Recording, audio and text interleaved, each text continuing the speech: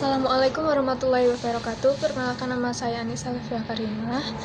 Di sini saya akan menjelaskan sedikit tentang buku Metodologi Studi Islam karya Dr. Fathur Rahman Mokhtar, MAG. Materi yang pertama yaitu tentang metodologi. Metodologi berasal dari 3 kata Yunani yaitu meta, heteros, dan logos. Meta berarti menuju, melalui, dan mengikuti. Heteros berarti jalan atau cara. Maka kata metodos atau metode berarti jalan atau cara yang harus dilalui untuk mencapai sesuatu. Metodologi tidak lagi sekedar kumpulan cara yang sudah diterima, tetapi berupa kajian tentang metode. Metodologi terbuka luas untuk mengkaji, mendebat, dan merefleksi cara kerja suatu ilmu. Anthony Flew dalam tulisannya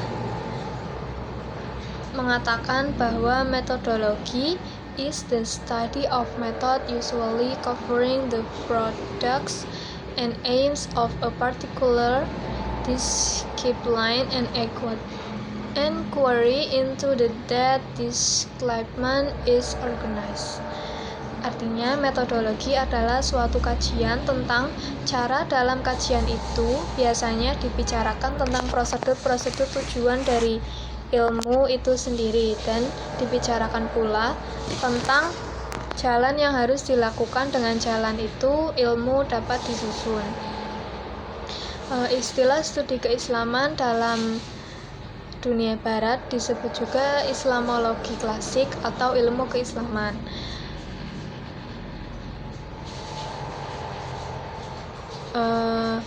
Studi Islam atau dikenal dengan kajian keislaman tersebut diartikan dalam konteks Islamic Studies yang berkembang dalam tradisi akademik barat.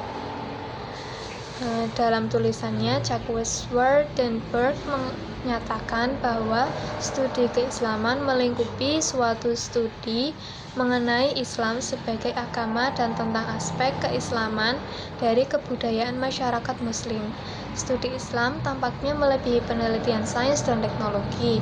Artinya, dalam penelitian agama, Islam tidak hanya cukup dengan menguasai kaidah-kaidah dan dimensi Islamiyah sebagaimana dalam penelitian sains dan teknologi, tetapi juga diperlukan kaidah dan dimensi lain, mengingat jangkauan agama Islam meliputi kerja rasio atau akal.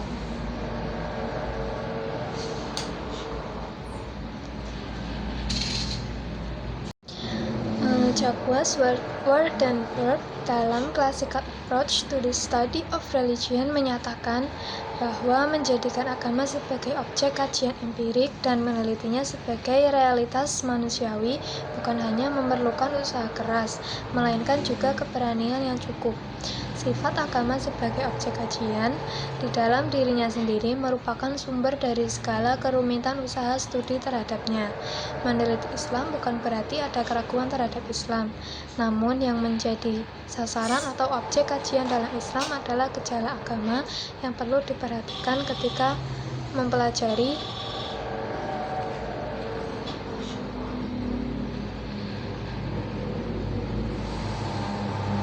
suatu agama termasuk Islam.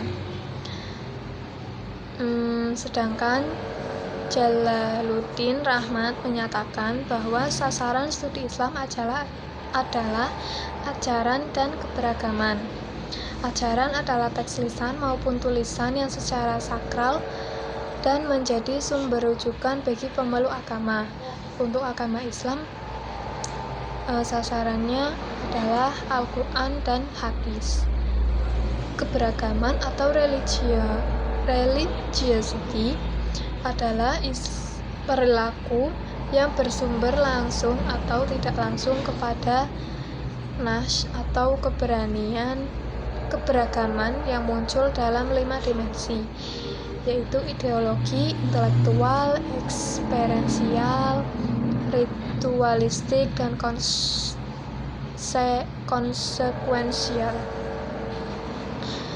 Di sisi lain, Qadri Azizi mengklasifikasikan objek pengkajian ilmu-ilmu keislaman, baik disebut Islamic Religious atau Research on Islam, atau bahkan Research on Islam Studies atau Research on Islamic Knowledge.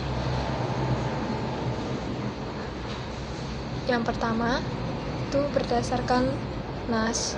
Yang kedua, pemikiran ulama. Ketiga, pemikiran ulama pada proses kelahirannya, Islamizing of Knowledge, Islam dan ilmu sosial, dan humanity pendekatan dalam studi Islam. Untuk memahami Islam dapat menggunakan berbagai pendekatan, diantaranya antropologi, pendekatan feminis, pendekatan psikologi agama, pendekatan sosiologis, pendekatan teologi, pendekatan fenomenologi. Pendekatan tersebut merupakan pendekatan dalam piranti ilmu sosial humaniora yang dapat digunakan untuk melihat fenomena keberagaman dalam Islam. Studi Al-Quran pada masa Nabi Muhammad lebih difokuskan kepada pendalaman pemahaman Al-Quran. Rasulullah langsung bertindak sebagai penafsir Al-Quran. Studi hadis dimaksudkan sebagai kajian yang menjadikan hadis Nabi sebagai objek kajiannya. Dalam hal ini ada dua elemen utama yang terkait dengan hadis. Pertama, matan atau substansi pernyataan dalam sebuah hadis.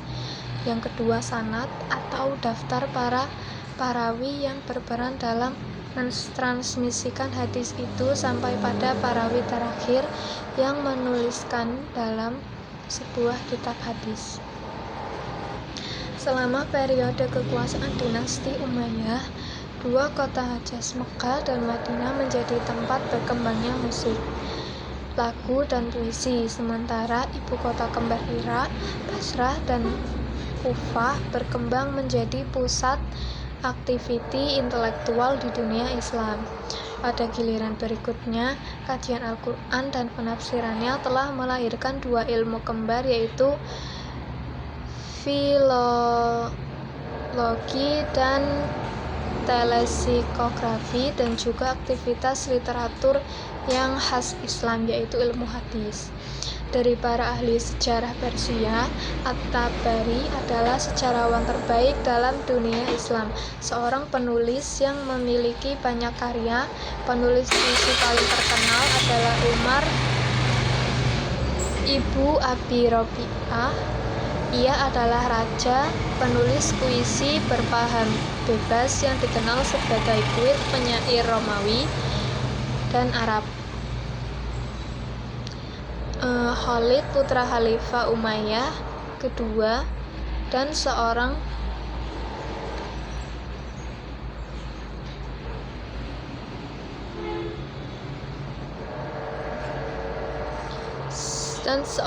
filsuf atau hakim keluarga Marwan,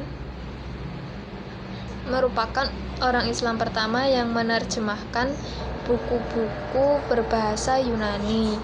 Dan